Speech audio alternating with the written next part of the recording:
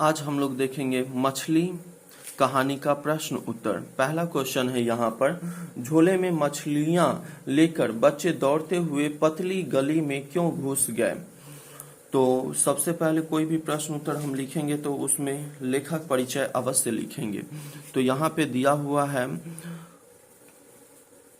प्रस्तुत कहानी मछली लेखक विनोद कुमार शुक्ल की एक सफल रचना है। मछली कहानी एक छोटे शहर के निम्न मध्य वर्गीय परिवार के भीतर के वातावरण, जीवन, यथार्थ और संबंधों को आलोकित करती हुई लिंग भेद की समस्या को भी स्पर्श करती है। झोले में मछलियां लेकर बच्चे दौड़ते हुए पतली गली में इसलिए घुस गए थे क्योंकि इस गली से घर नजदीक पड़ता था, साथ ही साथ वर्षा की बूंदें भी पड़ने लगी थी। अगला प्रश्न जो है 2 नंबर कहता है, मछलियां को लेकर बच्चों की अभिलाषा क्या थी। तो मछलियों को लेकर बच्चों की यह अभिलाषा थी कि वे घर जाकर पिताजी से एक मछली मांग लेंगे, उस मछली को कुआं में डालकर बड़ा करेंगे, जब मन करेगा बाल्टी के द्वारा उसे निकाल कर खेलेंगे, बाद में उसे पुनः कुएं में डाल देंगे। अतः बच्चों को मछली पालने की अभिलाषा थी। अगला जो प्रश्न है 3 नंबर क्वेश्चन कहता है यहाँ पे, मछलियां लिए घर आने के बाद बच्चों ने क्या किया। तो 3 में भी हम क्वेश्चन नंबर 1 में जो मेरा यहाँ पे लेखक परिचय है ये लिख देंगे और उसके बाद हम इसका आंसर लिखेंगे 3 नंबर का। तो यहाँ पे है, मछलियां घर लाने के बाद बच्चों ने नहान घर में भरी हुई बाल्टी को आधी करके तीनों मछलियों को उसमें उड़ेल दिया। ये हो गया। अगला क्वेश्चन चौथा कहता है यहाँ पर, मछली को छूते हुए संतु क्यों हिचक रहा था। तो मछली को छूते हुए संतु इसलिए हिचक रहा था क्योंकि संतु को डर था कि मछली उसे काट लेगी। अगला प्रश्न जो है 5 नंबर, मछली के बारे में दीदी ने क्या जानकारी दी थी, बच्चों ने उसकी परख कैसे की। तो 5वां का आंसर है यहाँ पर,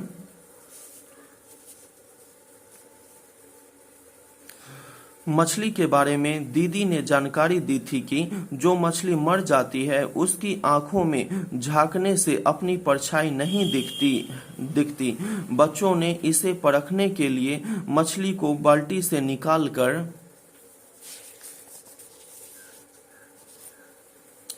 फर्श पर रख दिया, उसकी पूंछ को पकड़कर हिलाया पर मछली में थोड़ी सी भी हरकत नहीं हुई। फिर संतु ने मछली की आंखों में देखा, परंतु सफल न होने पर लेखक ने अपने दोनों हाथों से मछली को उठाकर बिल्कुल पास लाकर आंखों में धुंधली परछाई देखा। अगला क्वेश्चन है 6 नंबर, संतु क्यों उदास हो गया।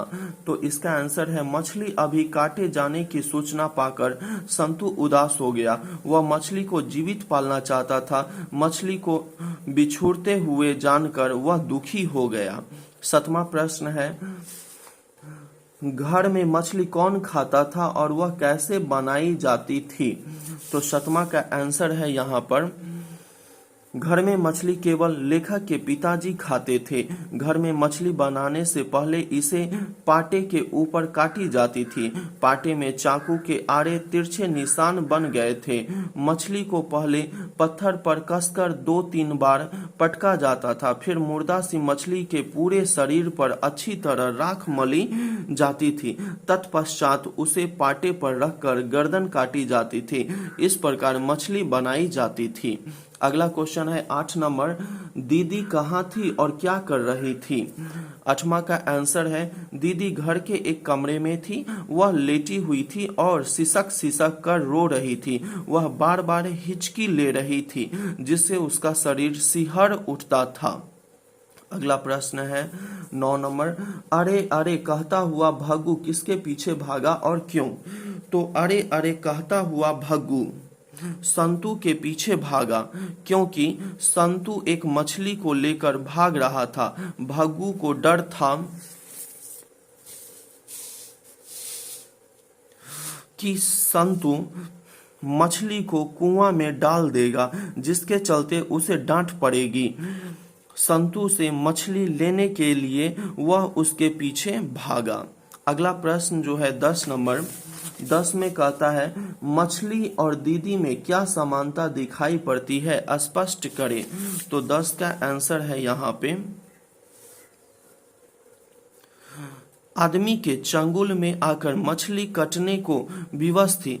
पानी के अभाव में अंगोछा में लिपटी मछली लहरा रही थी। दीदी कमरा में करवट लिए पहनी हुई साड़ी को सर तक ओढ़े सिसक सिसक कर रो रही थी। हिचकी लेते ही दीदी का पूरा शरीर सिहर उठता था। दीदी का सिहरना एवं मछली का लहराना दोनों में समानता दिखाई पड़ी। अगला क्वेश्चन 11 नंबर है, पिताजी किससे नाराज थे और क्यों। तो 11 नंबर है यहाँ पर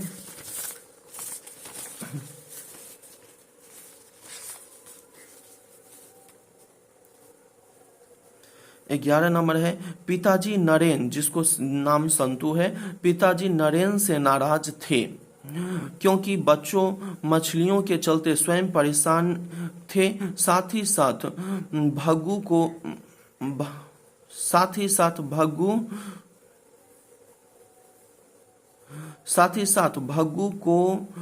भी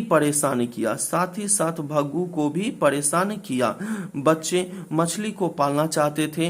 कोमल बालमन मछली को कटते देख विहल हो उठा और बच्चा एक मछली को लेकर भाग गया। पीछे पीछे भग्गू को भागना पड़ा। छीना झपटी की स्थिति आई। पिताजी इन हरकतों के कारण नाराज हुए। अगला क्वेश्चन जो है अब व्याख्या करने वाला है। 12 के क का कहता है सब प्रसंग व्याख्या करें। बरसते पानी में खड़े होकर झोले का मुंह आकाश की तरफ फैलाकर मैंने खोल दिया ताकि आकाश का पानी झोले के अंदर पड़ी मछलियों पर पड़े। इसका हमें व्याख्या करना है, तो हम लोग गौर से देखेंगे क्या है इसका आंसर। 12 नंबर है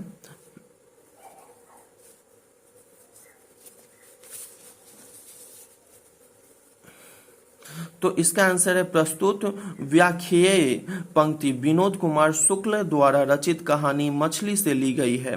बच्चों को पानी के बिना मछलियों के मरने का डर था।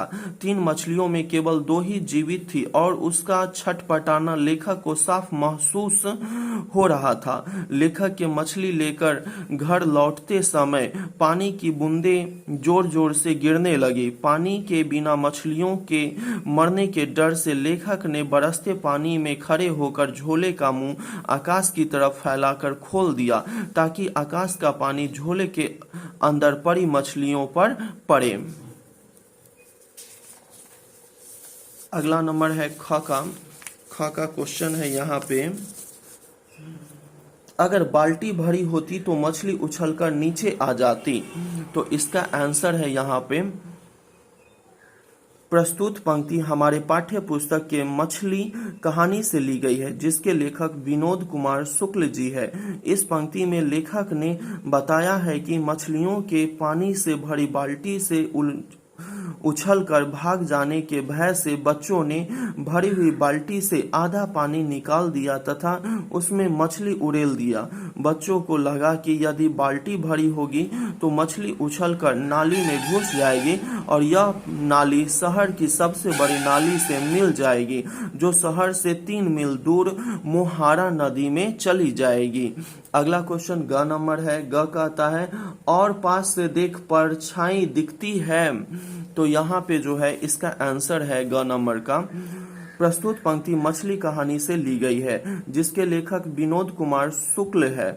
बच्चों को दीदी ने बताया था कि मरी हुई मछली की आंख में परछाई नहीं दिखती, अतः इन 3 मछलियों में एक मरी हुई मछली की आंख में वह अपनी परछाई देखकर यह जानना चाहता था कि यह मछली मरी है या जिंदा है।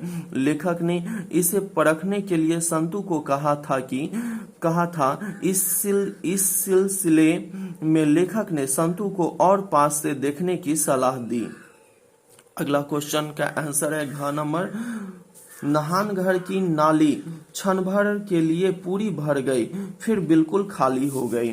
तो घ नंबर का आंसर है यहाँ पर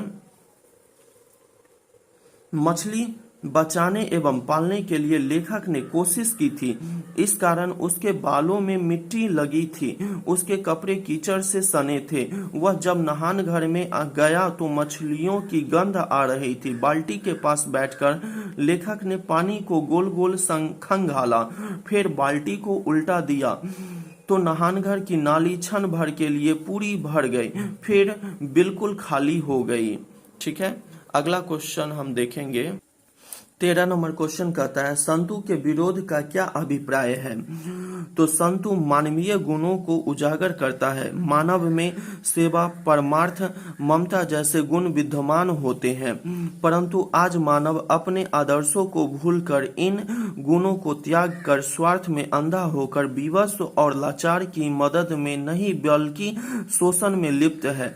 मछलियों को निर्ममता पूर्वक काटते देख संतु उसकी रक्षा को आतुर हो उठता है और उसे बचाने हेतु मछली को झपट कर भग्गू के सामने से भाग जाता है। इस विरोध का अर्थ है कि आज निस्वार्थ भाव से बेबस, लाचार, शोषित, पीड़ित जनों की रक्षा, उत्थान एवं कल्याण के लिए अग्रसर होना परमावश्यक है या परम आवश्यक है। अगला क्वेश्चन जो है 14 नंबर 14 कहता है दीदी का चरित्र चित्रण करें। तो यहाँ पे दिया हुआ है प्रस्तुत कहानी में मध्यम वर्गीय परिवार की यथार्थ झलक है। दीदी घर के चार दीवारी के बीच कठपुतली बनकर रहने वाली एक बाला है। लिंग भेद परिवार में निहित है। पिता की ओर से स्वतंत्रता नहीं है, जिसके चलते घर में ही रहकर समय व्यतीत करती है। वह ममता की मूर्ति है, अपने भाइयों के प्रति अटूट श्रद्धा रखती है, उन्हें प्रत्येक जीवों में अपनी परछाई देखने की शिक्षा देती है। मछली को विवश होकर कट जाना उसके लिए पीड़ादायक है। वह समाज की रूढ़िवादिता के बीच मुख रहकर लाचार, बेबस एवं निर्ममता पूर्वक प्रहार को सहन करने वाली कन्या है। अगला क्वेश्चन है 15 नंबर कहानी के शीर्षक की सार्थकता स्पष्ट करें। 15 नंबर का आंसर है यहाँ पर मछली। शीर्षक कहानी में एक किशोर की स्मृतियां, दृष्टिकोण और समस्याएं हैं। मछलियों के माध्यम से मुक्त रहकर प्राणात को स्वीकार लेना ही लाचार, शोषित, पीड़ित जनों की नियति है।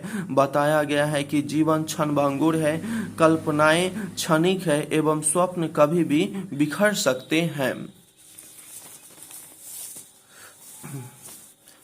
सकते हैं। बाल सुलभ मनोभाव मछलियों के इर्द गिर्द घूमते हैं।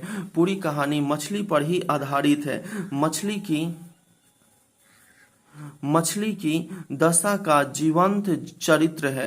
अंततः दीदी की तुलना भी बालक मछली से करता है। इस कहानी का मछली शीर्षक को पूर्ण रूपेण सार्थक कहा जा सकता है। तो ये हो गया कहानी का 16 नंबर क्वेश्चन जो है कहानी का सारांश प्रस्तुत करें। ये हम नहीं लिख पाए हैं, इसको अगले वीडियो में हम डाल देंगे।